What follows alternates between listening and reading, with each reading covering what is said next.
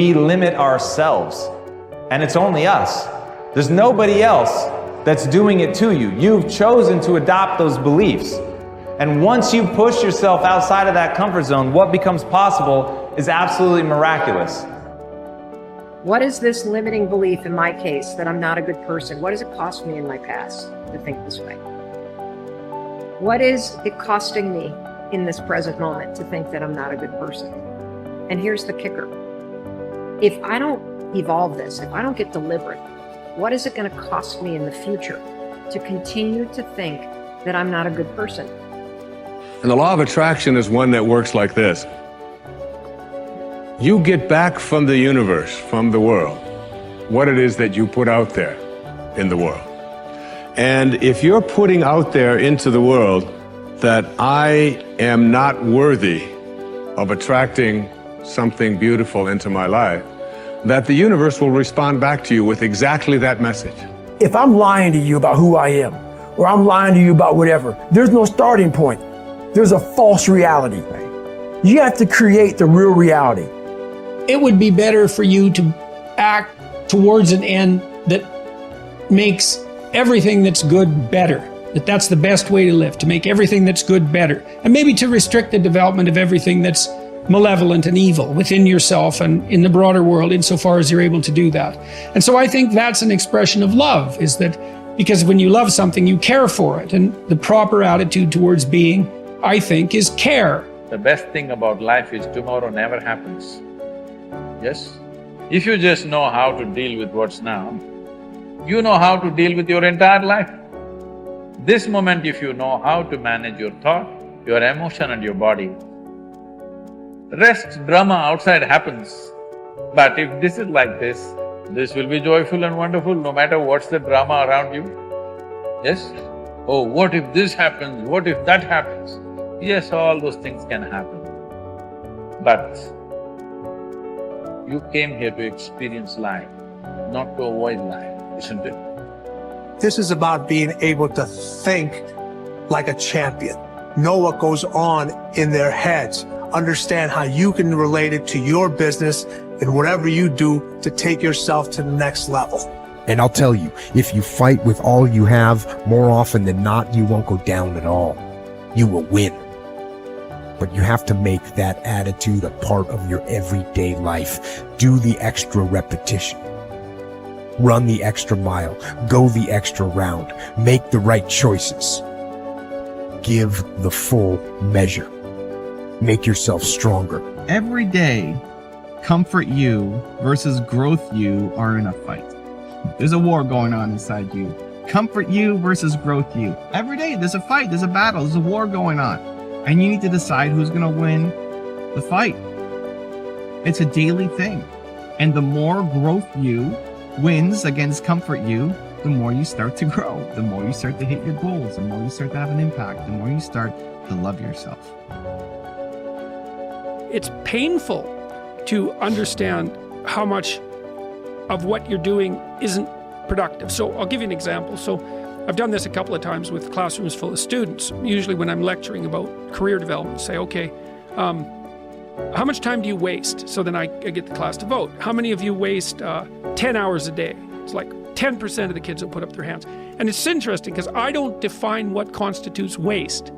I just ask the question. So they're diagnosing themselves, right? I'm not saying you're wasting 10 hours a day. I'm just asking. It's like, given your own attitude, how much time are you wasting? 10 hours a day. It's like 10% of the people put up their hands. Well, when you get to like 6 hours a day, 80% of the people put up their hands. So then we do the arithmetic. It's like, because I like doing arithmetic with people. People hate arithmetic, but I like doing it. It's like, okay, 6 hours a day. It's 42 hours a week. So let's call that a work week, 40 hours a week. So that's a work week.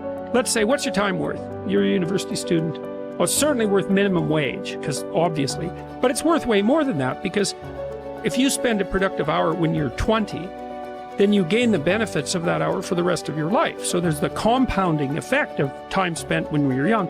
So I say, well, let's assume your time's worth $50 an hour, which I think is an underestimate, but whatever, let's call it 50. We can call it 25, but we'll call it 50. That's $2,000 a week you're wasting. It's $100,000 a year. It's like, how much better would your life be if you weren't wasting $100,000 a year? It's like, what is that over 40 years? $4 million. It's like, you're rich. You don't even know it. Quit wasting time. By your own definition. It's like people shake their heads. Well, I never thought about it that way. It's like, yeah, think about it that way. Don't waste your damn life. I know I'm a weak man. I know that I have sinned. I know that I am not perfect. But if I could have a person who's so much wiser than me, if I could look out into the future and my highest, best, strongest, happiest, boldest self could step into the situation, how would my better self advise me now? And you'll always find that your better self will say, calm down. It's not that big of a deal in the bigger picture. You're stronger than you know. Believe in your ability to figure this out. Take a breath. Take a couple breaths. Know that you could make the situation awful and make yourself feel bad, but that's your choice. Your highest self would tell you, you know what? Handle this well so you can respect yourself later.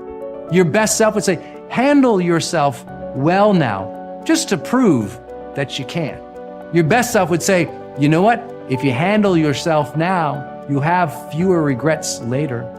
Your best self would say, you know what? Instead of being angry, try to be compassionate. Because from compassion and love comes a greater power to influence than you'll ever have as an angry little child. Oof, your older self, they'd tell you, they'd learn you. They'd give you the messages that you needed to hear. What would you do as your highest self? I like my trigger for myself is when I feel those negative emotions, I ask a very specific question. My question is, if I was acting as my highest self now, what would be my next right action of integrity? Coming from a place where I want to be happy as a human being, how would I reply to this? And that changes the game. The questions we ask ourselves in moments of conflict dictate the answers and the way in which we behave. And so I say to you, take a beat, ask the questions, wonder why you're so upset, and let it go. Ask, what would my highest self do in the situation? Removing distractions is no small matter in our current culture, but it's critical. How do you do it? First, by maintaining the discipline of practicing your priorities. Don't do easy things first, or hard things first, or urgent things first. Do first things first, the activities that give you the highest return. In that way, you keep the distractions to a minimum. Second, insulate yourself from distractions. I've found that I need blocks of time to think without interruption. I've mastered the art of making myself unavailable when necessary and going off to my thinking place so that I can work without interruptions. Because of my responsibilities, I am always aware of the tension between my need to remain accessible to others as a leader and my need to withdraw from them to think. The best way to resolve the tension is to understand the value of both activities. Walking slowly through the crowd allows me to connect with people and know their needs. Withdrawing from the crowd allows me to think of ways to add value to them. My advice to you is to place value on and give attention to both. If you naturally withdraw, then make sure to get out among people more often. If you're always on the go and rarely withdraw for thinking time, then remove yourself periodically so that you can unleash the potential of focused thinking. And wherever you are, be there. Once you have a place to think, you need the time to think. Because of the fast pace of our culture, people tend to multitask. But that's not always a good idea. Switching from task to task can cost you up to 40% efficiency. According to researchers, if you're trying to accomplish many things at the same time, you'll get more done by focusing on one task at a time, not by switching constantly from one task to another. Ralph Waldo Emerson, the great transcendental thinker, believed concentration is the secret of strength in politics, in war, in trade, in short, in all management of human affairs. To help me concentrate on the things that matter, I work to keep important items before me. One way is to ask my assistant to keep bringing it up, asking me about it, giving me additional information in reference to it. I'll also keep a file or a page on my desk so that I see it every day as I work. That strategy has successfully helped me for 30 years to stimulate and sharpen ideas. If you've never done it, I recommend that you try it. Take a good look at yourself from time to time to see whether you are actually making progress. That is the most accurate measure of whether you are making the best use of focused thinking. Ask yourself, am I seeing a return for my investment of focused thinking time? Is what I am doing getting me closer to my goals?